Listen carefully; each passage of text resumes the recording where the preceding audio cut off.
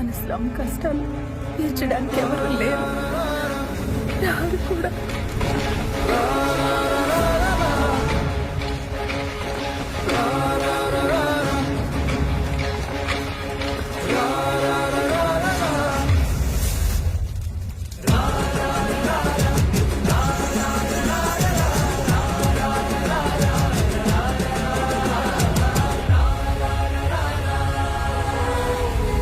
కడంబూరు సంభవరాయర్ మహల్లో ఏదో జరగబోతోందని వేగుల వార్త.